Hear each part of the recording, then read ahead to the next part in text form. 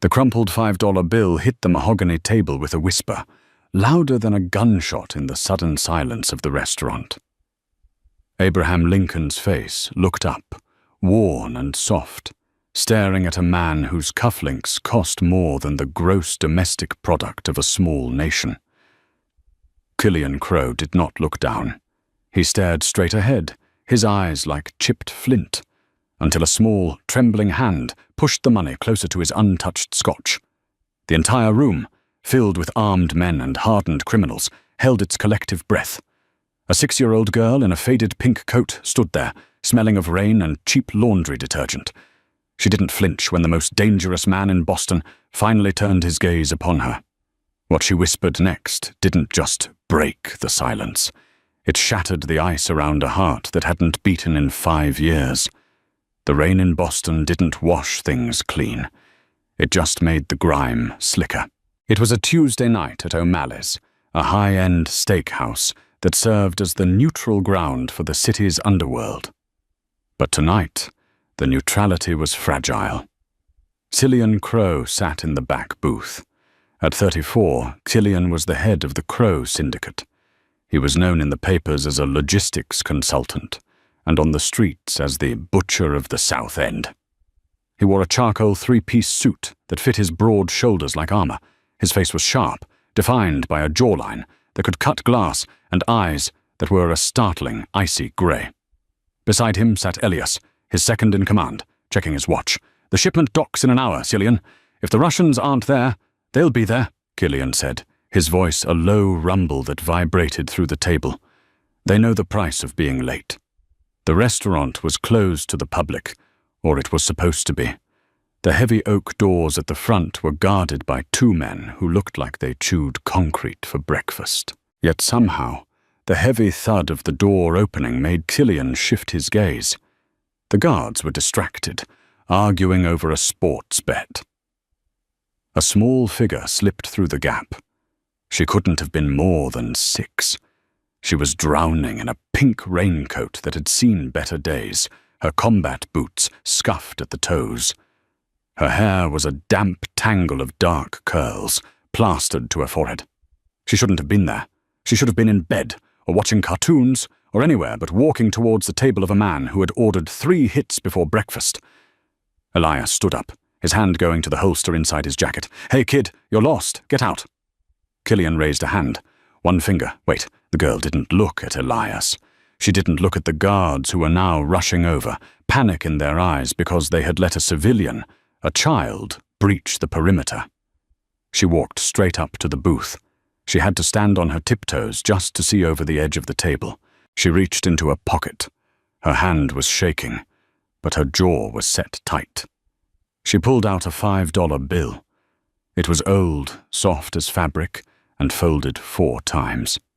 She unfolded it with painstaking care and smoothed it out on the table, right next to Killian's glass of 20-year-old scotch. "Take it," she said. Her voice was small, but it didn't crack. Killian looked at the money. Then he looked at the girl. "Do you know who I am, little girl?" "You're the wolf," she said. The air left the room. Elias froze. The guards stopped 10 feet away. The wolf. Nobody called him that anymore. Not since the fire. Not since 5 years ago. Killian leaned forward. The shadows played across his face, making him look more beast than man. "Who told you that name?" "My mummy," the girl said. She sniffled, wiping her nose on her sleeve. "She said the wolf is scary. She said he eats bad men. But she said he protects what's his." None. Killian felt a cold spike drive itself into the base of his skull. "And what does that have to do with $5? "It's all I have," she whispered. "I broke my piggy bank. Mummy is crying. The bad man, Mr. Vinny, he came to the apartment. He broke the lamp. He said if Mummy didn't have the money by tonight, he was going to take her away." She pushed the bill closer, her finger touching his cufflink. "I want to hire you. Make the bad man go away. Please, Mr. Wolf." Killian stared at her. He should have laughed. He should have had Elias escort her out and give her $100 for a cab, but he couldn't look away from her eyes. They were heterochromatic. One was a deep, soulful brown. The other was an icy, startling grey. His grey. His heart hammered against his ribs, a sensation he hadn't felt in years. He looked at her chin. There was a tiny, faint dimple there. The same dimple Evelyn used to have when she smiled. Evelyn, the woman who died in the warehouse fire 5 years ago. The woman he had buried in an empty casket because the fire burned so hot there was nothing left. "What is your name?" Killian asked, his voice barely a rasp. "Lily," she said, "and your mother?" "What is her name?" "Evelyn," Lily said. "Her name is Evelyn." Killian stood up. The table shook. The Scotch glass tipped over, amber liquid pooling around the $5 bill, soaking Abraham Lincoln. "Elias," Killian barked. The command was sharp, lethal. "Boss, get the car. Bring the boys, all of them." Killian reached out and picked up the wet $5 bill. He folded it carefully and placed it in his breast pocket, right over his heart.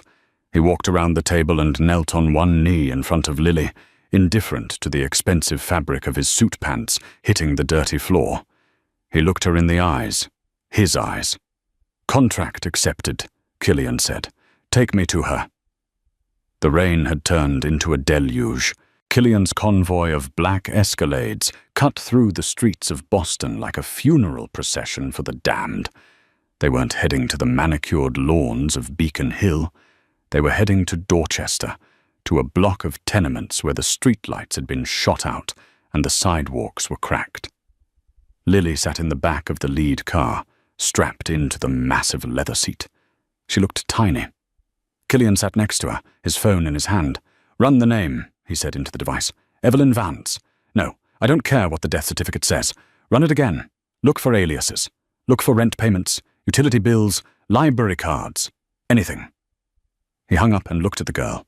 She was staring out the window at the blurring city lights. "Lily," he said softly. She turned. "Are you going to hurt Mr. Vinny?" "I'm going to have a conversation with him," Killian said. It was the truth in his world. "Did your mommy ever tell you about the wolf's friends?" "She said the wolf was lonely," Lily said matter-of-factly. "She sings a song about it. Sleep, my baby, don't you fear. The winter wolf is always near." Killian closed his eyes. It was the lullaby he had hummed to Evelyn one night when a thunderstorm had shaken their brownstone. He had made it up on the spot. No one else knew that song. She's alive. The realization was a physical blow. Evelyn was alive. She had let him believe she was dead. She had let him mourn, let him turn into this cold, heartless machine while she raised a child, his child, in poverty. Anger flared, hot and bright, but it was instantly doused by fear. If she was alive, why run? Why hide? And why was a low-level scum like Vinnie Russo threatening her? The car screeched to a halt in front of a crumbling brick building. "We're here," the driver said. "Stay with the girl," Killian ordered the driver. "Elias, with me. 2 men on the perimeter. Nobody goes in or out." "Leon." Killian stepped out into the rain. He didn't feel the cold. He marched up the steps, the heavy oak door of the apartment building offering no resistance to his kick. The lock shattered. He climbed the stairs, the smell of mildew and stale cigarettes filling his nose. 4th floor, apartment 4B. He could hear shouting from inside. "You think I'm playing games, Evelyn? You think because you're pretty you get a pass?" The voice was grating. Vinnie Russo, a bottom feeder who worked for the Scarpelli family, a rival faction Killian had a tentative truce with. "Please, Vinnie," a woman's voice sobbed. "I get paid on Friday. I just need 2 more days." Killian stopped outside the door. That voice. It had been 5 years, but it washed over him like a tidal wave. It was huskier now, tired, broken. But it was her. "Friday isn't today," Vinnie shouted. There was the sound of glass shattering. Killian didn't wait. He drew his Sig Sauer P226, silenced, and aimed at the lock. Thwip thwip. 2 rounds destroyed the mechanism. He kicked the door open. The scene froze. The apartment was tiny. A single bulb hung from the ceiling. There was a mattress on the floor in the corner, a small table, and a kitchenette that looked like it hadn't worked in years. Evelyn was backed against the counter. She looked thin, too thin. Her hair, once a glossy chestnut, was pulled back in a messy bun. She wore a waitress uniform that was 2 sizes too big, but her face, it was the face that haunted his dreams. Standing over her was Vinnie Russo, a man with a thick neck and a cheap leather jacket. He had his hand raised, ready to strike. Vinnie turned at the sound of the door crashing. When he saw Killian, the colour drained from his face so fast he looked like a corpse. "Crow?" Vinnie stammered. "Mr. Crow, I didn't know this was your territory." Killian stepped into the room. He didn't look at Vinnie. He looked at Evelyn. She was staring at him, her hands covering her mouth. Her eyes were wide, filled with a mixture of terror and agonizing recognition. "Killian," she breathed. "Hello, Evelyn," Killian said. His voice was devoid of emotion, a mask of calm over a storm of violence. "Mr. Crow, look," Vinnie said, raising his hands, backing away. "She owes the boss. It's just business. 5 grand, that's all. Small change for you, right? I didn't know she was a friend." Killian finally turned his eyes to Vinnie. "She isn't a friend." Vinnie relaxed slightly. "Oh, okay, good. So I'll just handle this and—" "She's my wife," Killian lied. Or maybe it wasn't a lie. In his heart, they had never divorced. Death was the only thing that had separated them, and death had been a lie. Vinnie's knees actually knocked together. "Your wife? But—" "The fire. Elias," Killian said, not breaking eye contact with Vinnie. Elias stepped in from the hallway. "Boss, Mr. Russo here seems to have broken a lamp," Killian said, gesturing to the shattered ceramic on the floor. "And he upset the lady." I can pay for it," Vinnie shrieked. "Lily paid me $5, Killian said, unbuttoning his suit jacket. "She hired me to handle the bad man." Killian crossed the distance in 2 strides. He didn't use the gun. He holstered it. He grabbed Vinnie by the throat and slammed him against the wall. The plaster cracked. "You threatened her," Killian whispered, his face inches from Vinnie's. "In front of my daughter." "I didn't know," Vinnie choked out, his face turning purple. "I swear to God, Killian, I didn't know." "Get him out of here," Killian said, dropping Vinnie like a sack of garbage. "Elias, take him to the warehouse. I want to know who sent him. I want to know why the Scarpellis are squeezing a single mother for 5 grand. And then, handle it." Elias nodded grimly. 2 men dragged a sobbing Vinnie out of the apartment. The door closed, leaving Killian and Evelyn alone in the deafening silence of the tiny apartment. Evelyn was trembling. She looked like she was about to collapse. Killian stood there, the adrenaline fading, replaced by a hollow ache in his chest. "Why?" he asked. One word, heavy with 5 years of grief. Evelyn slid down the cabinet until she hit the floor, burying her face in her knees. "Because," she sobbed, "your father said he would kill her if I didn't." Killian froze. His father, Old Man Crow, the patriarch who had died of a heart attack 3 years ago, or so the story went. "He found out I was pregnant," Evelyn whispered, looking up, tears streaming down her face. "He came to me. He said a leader cannot have distractions.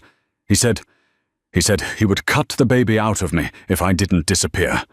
He set the fire, Killian. He set the fire to cover my tracks. He made me watch the warehouse burn, thinking you might be inside."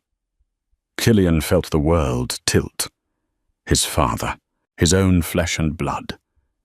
He had mourned for 5 years, hardened his heart, killed men for less, all because of a lie orchestrated by the man who raised him.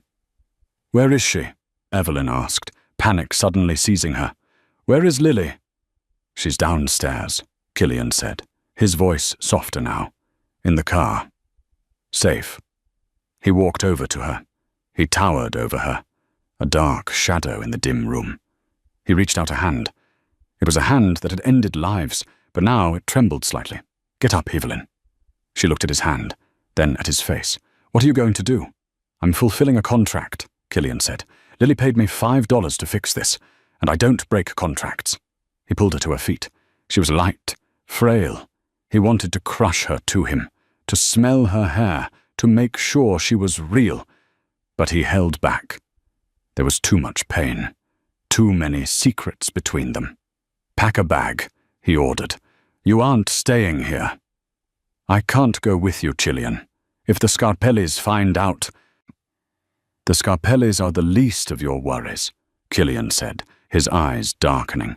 "You're coming with me, to the estate, where I can see you, where I can see her." "She doesn't know you," Evelyn whispered. "She just knows the stories." "Then I guess it's time she met the wolf," Cillian said. He turned to the door, checking the hallway. But as he did, his phone buzzed. A single text message from an unknown number. "I see you found the lost sheep. The game begins now, Crow." Cillian stared at the screen. Someone had been watching. Someone knew Evelyn was alive before he did. This wasn't just a debt collection. This was a trap, and he had just walked right into it, with his heart wide open.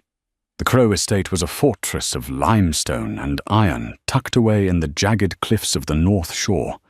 To the outside world, it was an architectural marvel. To those who knew the business, it was the most heavily guarded compound on the eastern seaboard. The black SUV rolled through the gates. Lily was pressed against the window, her breath fogging the glass as she stared at the manicured lawns and the statues that looked like silent sentinels in the fog. Evelyn sat beside her, her hands clasped so tightly her knuckles were white. "Is this your castle?" Lily asked, her voice hushed. "It's a house, Lily," Cillian said from the front seat, though his eyes never left the rearview mirror. He was watching for tails, but he was also watching Evelyn. "It looks like a palace," Evelyn whispered, her first word since they left the tenement.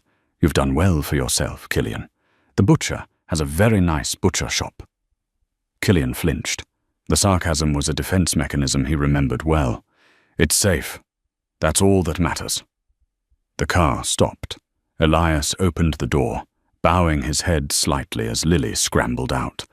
The guards on the porch, men trained to kill without a second thought, blinked in confusion. They had expected a prisoner or a rival boss. They hadn't expected a child in a muddy pink coat. "Welcome home, boss," Elias said, his voice neutral, though his eyes were screaming 1,000 questions. "Elias, tell Mrs. Gable to prepare the West Wing," Cillian commanded as he stepped out. "And I want a medical team here in 20 minutes. Discreet. I want them checked for everything. Malnutrition, bruises, any sign of illness." "I don't need a doctor," Evelyn said, stepping onto the gravel. She looked small against the backdrop of the massive house, but her posture was defiant. "You do if I say you do," Cillian snapped, then immediately softened his tone when Lily looked up at him. "It's just to make sure you're okay. The rain, it was cold tonight." He led them inside. The foyer was a cavern of marble and gold. Mrs. Gable, the housekeeper who had been with the Crows since Cillian was a boy, came fluttering down the stairs. She stopped mid-step, her hand flying to her mouth. "Lord have mercy," she whispered. "Evelyn?" "Hello, Martha," Evelyn said with a weary smile. "But we thought—" "The funeral." Martha's eyes drifted down to Lily. The resemblance was undeniable. The girl was a miniature version of Cillian, filtered through Evelyn's softness. "Oh, you poor lamb. Come to the kitchen. I have cookies and hot cocoa." Lily looked at Cillian, seeking permission. He nodded once. As the girl followed the housekeeper, Cillian grabbed Evelyn's arm, pulling her into his private study. He shut the heavy oak doors, the click of the lock echoing like a gavel. "Now," Cillian said, his voice dropping an octave, "tell me everything. My father is dead. He's been dead for 3 years. Why are you still hiding? Why was Vinnie Russo at your door?" Evelyn paced the length of the Persian rug. "Your father might be dead, Cillian, but his shadow isn't. He didn't just threaten me. He showed me files. He had people inside the police department, inside the hospitals. He told me that if I ever reached out to you, he'd make sure you were the one who found our bodies. I believed him. wouldn't you?" Cillian leaned against his desk, his heart heavy. "I would have protected you, against your own father. You were his golden boy. You were being groomed to take over. I was just the girl from the wrong side of the tracks who made you weak." She stopped and looked at him, her eyes burning. "And then he died. I thought about coming back. I really did. But then I saw the news. Killian Crowe takes the throne. The South End bloodbath. I saw what you became, Cillian. You didn't look like the man I loved. You looked like a monster. I thought Lily was safer in a slum than in a war zone." "And Vinny?" "I took a loan," Evelyn admitted, her voice dropping. "Lily got sick last winter. Pneumonia. The hospital bills were more than I could make at the diner. I didn't know Vinny worked for the Scarpellis. I just knew he gave out cash. Then the interest started doubling. Then he realized who I was." Killian's blood turned to ice. "He knew you were Evelyn Vance?" "He saw a photo in my wallet. An old one of us. He's not smart, Cillian, but he's greedy. He was going to sell me to the Scarpellis as leverage against you." Cillian turned and smashed a crystal decanter against the fireplace. The glass shattered into 1,000 diamonds. Evelyn didn't even flinch. "The Scarpellis," Cillian hissed. "They've been looking for a crack in my armor. They found a gold mine." His phone vibrated on the desk. It was a picture message. Cillian picked it up. His breath hitched. It was a photo taken 10 minutes ago. A grainy shot of Lily through the kitchen window of the estate, holding a chocolate chip cookie. Attached was a message. "The wolf has a cub. The ransom is the port of Boston. You have 48 hours or we send the cub back in pieces." The war room was located in the basement of the estate, behind a door that required both a fingerprint and a retinal scan. Cillian sat at the head of a steel table surrounded by his top lieutenants. "The Scarpellis are bold, I'll give them that," Elias said, tossing a dossier onto the table. "They've been hemorrhaging money since we took over the docks. They're desperate, but kidnapping threats against a Crow, that's a suicide mission." "It's not a kidnapping yet," Cillian said. He was cleaning his disassembled handgun, his movements rhythmic and precise. "It's a psychological play. They want me rattled. They want me to make a mistake." "So what's the move?" one of the men asked. "We hit their social club? Level it?" "No," Cillian said, snapping the slide of his gun back into place. Clack. "If we hit them now, they'll go to ground. I want them to think I'm considering the trade. I want them to feel powerful." He looked at Elias. "Find out who took that photo. There's a rat in my security detail. Only 6 people knew we were coming back here tonight. Find the one with the new gambling debt, or the sick mother. Bring them to the soundproof room." "And the girl?" Elias asked. "She stays in the West Wing, guarded by you personally. If so much as a fly lands on her without permission, I want the fly's head on a toothpick." Cillian left the room and headed upstairs. He found himself standing outside Lily's bedroom. He hesitated, his hand hovering over the knob. He was a man of violence. He didn't know how to be a father. He didn't know how to talk to something so fragile. He pushed the door open. Lily was tucked into a bed that was far too large for her, surrounded by stuffed animals Martha had dug out of the attic. Evelyn was sitting on the edge of the bed, reading a book. "Is the bad man gone?" Lily asked, her eyes drooping with sleep. Cillian walked over and sat on the very edge of the mattress. He felt like an intruder in his own home. "The bad man is being handled, Lily. You're safe here." "I like the cookies," she whispered. "And the dog." "We don't have a dog," Cillian said, frowning. "The big one outside," Lily said, yawning. "He has a white face. He was looking at me through the window." Cillian's heart stopped. He looked at Evelyn. Her face went pale. "The Scarpellis use huskies," Evelyn whispered. "Leo Scarpelli. He breeds them." Cillian was on his feet in a second. He pulled his radio from his belt. "Elias, perimeter breach, Sector 4, now!" He grabbed Lily, wrapping her in the duvet, and shoved her into Evelyn's arms. "Get in the closet. There's a panic button behind the false back. Press it, and don't come out." "Tira will tell you why I hear my voice, and only my voice," Cillian, what's happening? Evelyn cried. The game started early, Cillian growled. He stepped out into the hallway just as the first explosion rocked the front of the house. The windows shattered, glass raining down like lethal confetti. Through the smoke, figures in tactical gear began to swarm the lawn. These weren't just street thugs, these were mercenaries. Cillian leveled his gun, his eyes turning into those of the Winter Wolf. He didn't think about logistics or ports or $5 bills. He thought about the girl in the closet who had given him her life savings to save her mother. "You want a war?" Cillian shouted into the chaos, the roar of his gun drowning out the thunder. "I'll give you a massacre." He sprinted towards the stairs, taking out 2 gunmen with surgical precision. But as he reached the landing, he saw a figure standing in the wreckage of the foyer. It was a man he hadn't seen in years, a man who was supposed to be in a federal prison in upstate New York. "Hello, little brother," the man said, holding a detonator. Cillian stopped dead. "Finn? You're supposed to be serving life." Finn Crow, Cillian's older, sociopathic brother, grinned. His face was a map of scars. "The Scarpellis have very good lawyers, Cillian, and they have a very interesting story about a niece I never knew I had. You kept her from me. That wasn't very nice." Finn raised the detonator. "Now, let's see if this house burns as well as the warehouse did." The foyer of the Crow estate, usually a temple of quiet luxury, was now a corridor of smoke and shattered crystal. Finn Crow stood amidst the wreckage, looking like a ghost returned from the grave. He was older than Cillian by 4 years, but the years in the SHU, Security Housing Unit, had aged him a decade. His eyes were sunken, gleaming with the manic light of a man who had nothing left to lose but his soul. "Put the detonator down, Finn," Cillian said, his voice a low, dangerous vibration. He kept his Sig Sauer aimed at his brother's chest, but his mind was racing. "Or what? You'll shoot me?"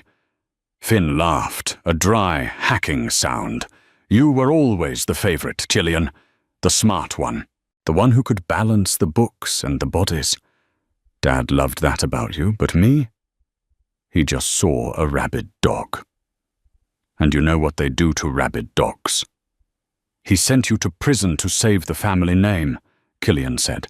"I had nothing to do with that." "You did nothing to stop it," Finn screamed, his thumb hovering over the red button. "You let me rot while you played house with your little waitress. And then, when Dad told me he'd taken care of her, I actually felt sorry for you. I thought, at least Cillian is as miserable as I am. Imagine my surprise when the Scarpellis told me she was alive, and that you had a kid." Cillian's grip on his weapon tightened. "The Scarpellis are using you, Finn. They don't want you on the throne. They want a puppet they can dispose of once I'm dead." "I'd rather be a puppet for a year than a ghost in a cell for another 20, Finn spat. "Give me the girl, Cillian. The Scarpellis want her as a ward, a guarantee of your cooperation." "You hand her over, and maybe I don't level this mansion with everyone inside." "You touch a hair on her head," Cillian whispered, "and I will spend the rest of my life making sure your death is the slowest thing history has ever recorded."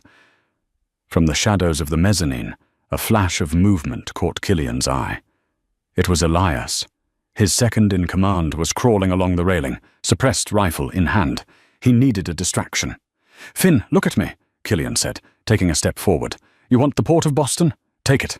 You want the warehouse in Chelsea? It's yours. Just let the women go. This is between us. Crow blood." Finn hesitated. For a second, the look of the little boy who used to teach Cillian how to skip stones appeared on his face. "Crow blood," he muttered. Dad always said it was the only thing that mattered. In that split second of sentimentality, Finn's thumb relaxed. Thwip!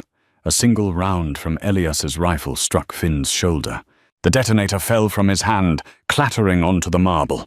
Cillian lunged. He tackled his brother into the debris, his fist connecting with Finn's jaw. They rolled through the glass, a blur of suit fabric and prison ink. Finn was fueled by rage, but Cillian was fueled by a father's desperation. Cillian pinned Finn's arms, his forearm crushing his brother's windpipe. "Where is Leo Scarpelli?" Killian hissed. Finn choked, blood bubbling at the corner of his mouth. "Everywhere. He's already in the house, Killian. Check the West Wing." Killian's heart plummeted. The West Wing. He didn't finish Finn. He left him gasping on the floor and sprinted towards the stairs. "Elias, secure him! Don't let him die yet!" Cillian flew down the hallway, his lungs burning. He reached the bedroom door. It was hanging off its hinges. "Evelyn! Lily!" He burst inside. The closet door was open. The false back had been ripped away. The room was empty, save for a single small object lying on the floor. It was Lily's pink raincoat, and pinned to it was a fresh $5 bill. The ride to the Boston waterfront was a blur of high-speed turns and hushed radio chatter. Killian was in the back of a different SUV, his face a mask of cold, calculated fury. He wasn't the wolf anymore. He was the winter. "We traced the GPS on the Scarpelli's lead vehicle," Elias said, his shoulder bandaged from a graze during the firefight. "They're at the old sugar refinery. It's a labyrinth of rusted pipes and dead ends. Perfect for an ambush." "They don't want an ambush," Killian said, staring at the $5 bill in his hand. "They want a spectacle. Leo Scarpelli is a narcissist. He wants to watch me crawl." "We have 30 men on the way. Snipers are positioning on the silos." "No," Killian said. "I go in alone. If they see a single one of you, they'll kill them both. Boss, that's suicide." "I'm already dead, Elias," Killian said, looking at him.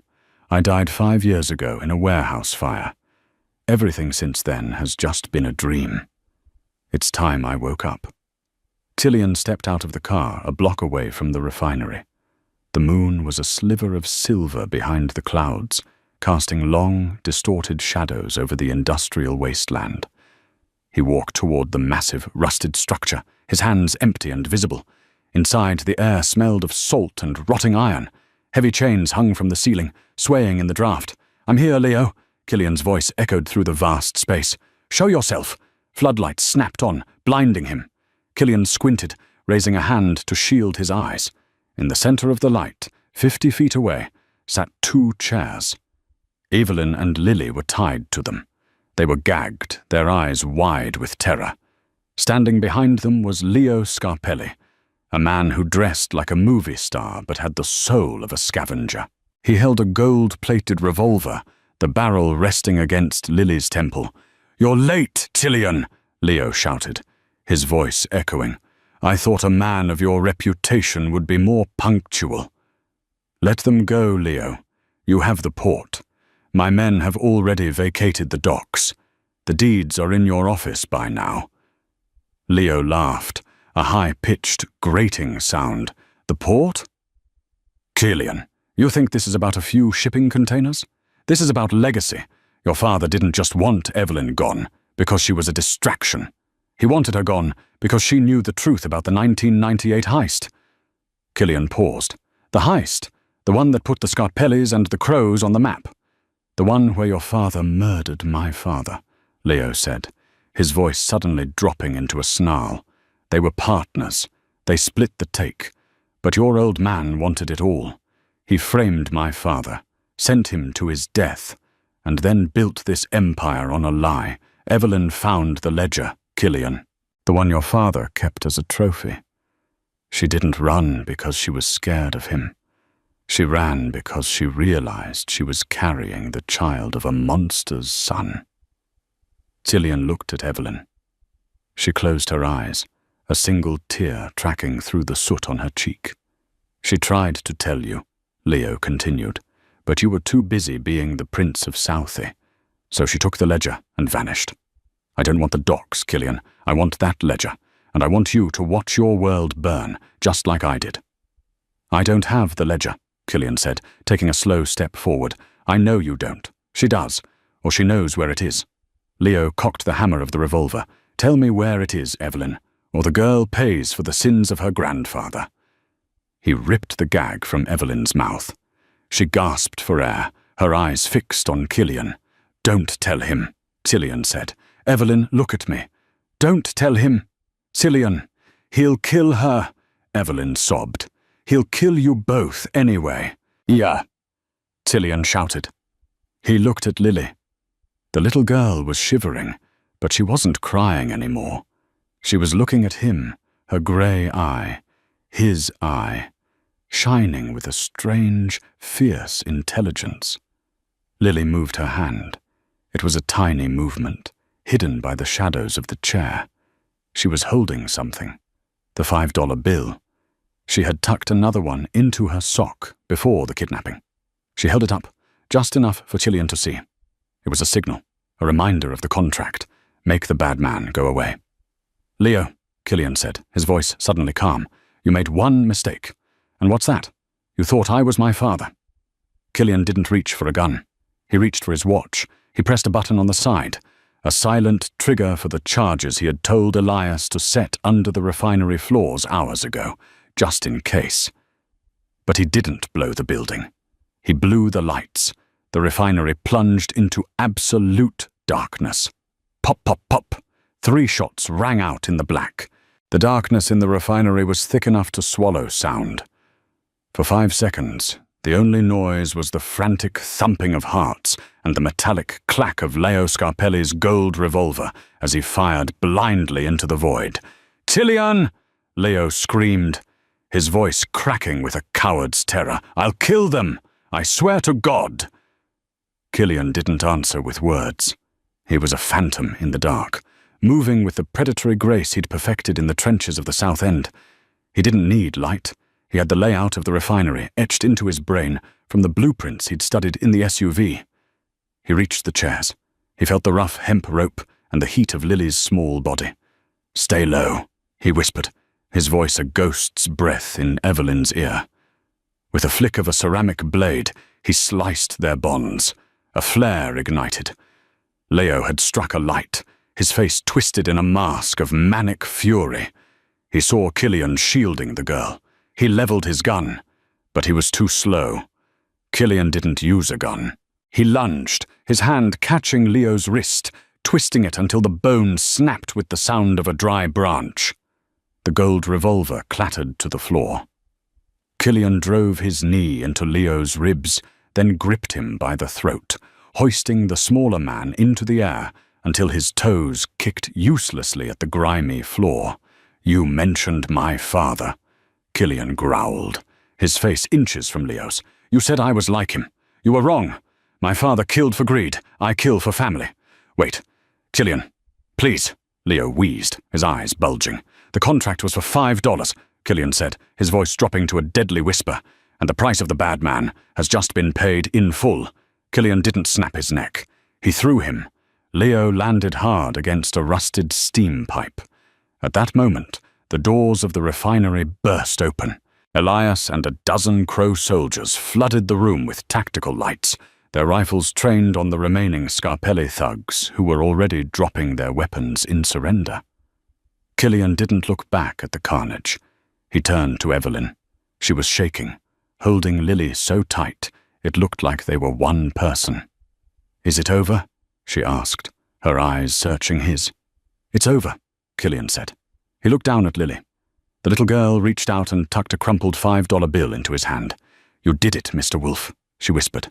"I did," Cillian said, and for the first time in 5 years, a genuine, albeit pained, smile touched his lips. The sun rose over the Atlantic with a violent, beautiful intensity, bleeding shades of saffron and bruised violet across the jagged cliffs of the North Shore. At the Crow estate, the morning mist clung to the limestone walls like a fading memory.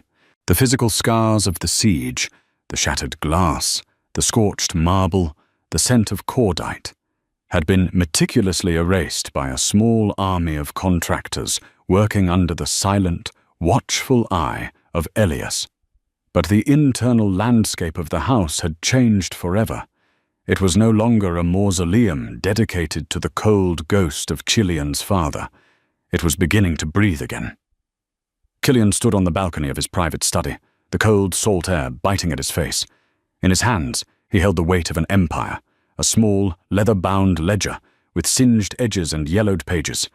This was the black book of the 1998 heist, the document that Leo Scarpelli had been willing to slaughter a child for. It was more than just a list of names and numbers. It was a roadmap of every bribe, every execution, and every betrayal that had allowed the Crow and Scarpelli families to rise from street thugs to the kings of Boston. He flipped through the pages. There, in his father's precise, arrogant handwriting, was the truth about the night Leo's father died. It wasn't a tactical necessity. It was a cold-blooded execution of a partner to avoid splitting a $40 million haul. His father had built their legacy on a foundation of mud and blood, and then he had tried to burn Evelyn alive to keep those secrets buried. "You've been standing there for an hour." Killian didn't turn. He knew the soft cadence of her step, the way the air seemed to settle whenever she entered a room. Evelyn walked up beside him, draped in a heavy wool cardigan that made her look fragile yet grounded. She didn't look at the ledger. She looked at the horizon. "I found it where I left it," she said quietly, "behind the loose brick in the old vestry of St. Jude S. I thought about burning it 12 times over the last 5 years. I thought if I destroyed it, the danger would go away, but I realized that as long as I was the only one who knew what was in it, I was the only one they'd keep hunting." Killian closed the book with a heavy thud. My father spent his whole life collecting leverage.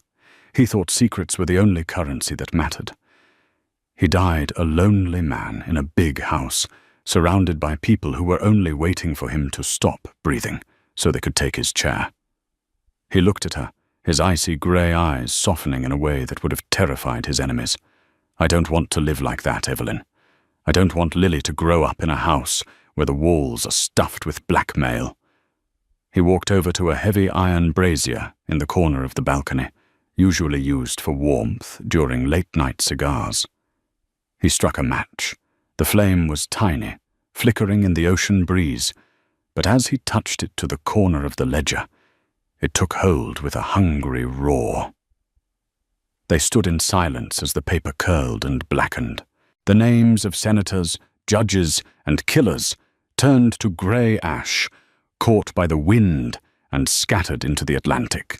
"That's millions of dollars in leverage disappearing," Evelyn noted, though there was no regret in her voice. "That's the weight of the world falling off my shoulders," Killian countered. He led her back inside, where the warmth of the house wrapped around them.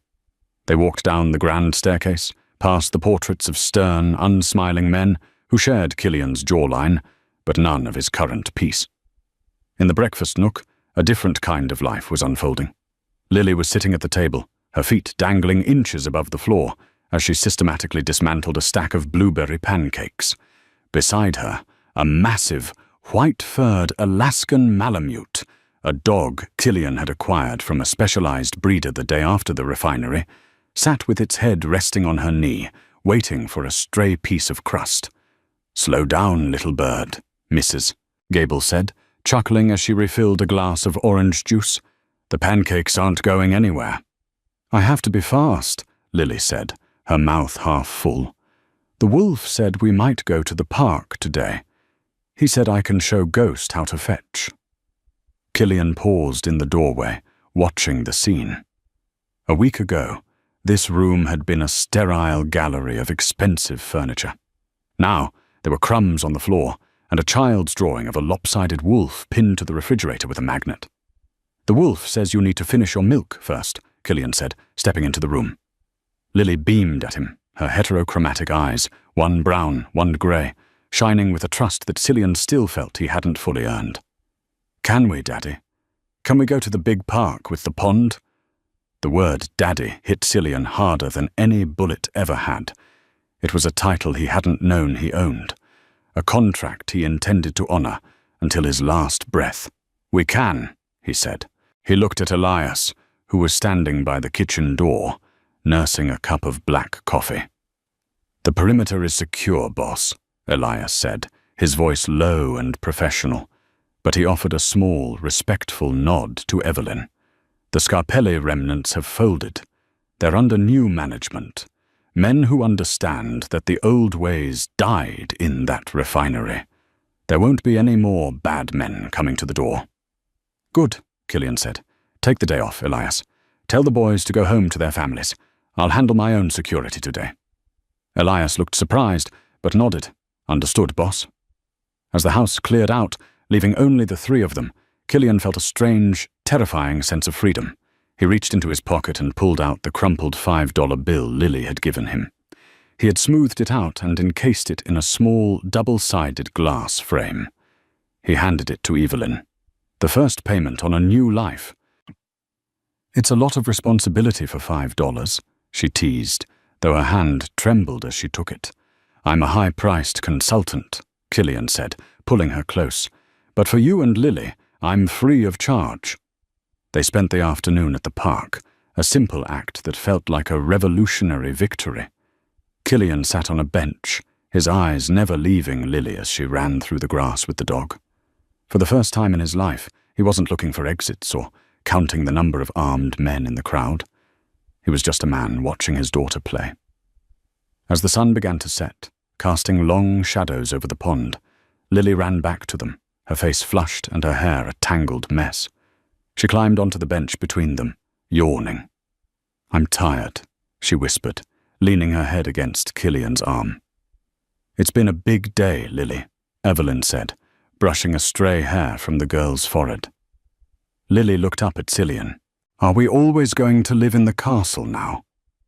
Killian looked at Evelyn, then down at the girl who had saved him from himself.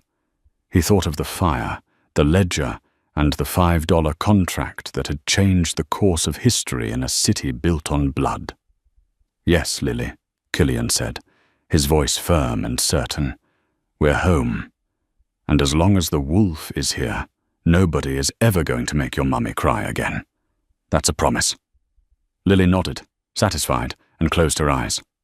Killian looked out over the quiet water, the butcher of the South End, finally replaced by the man he was always meant to be.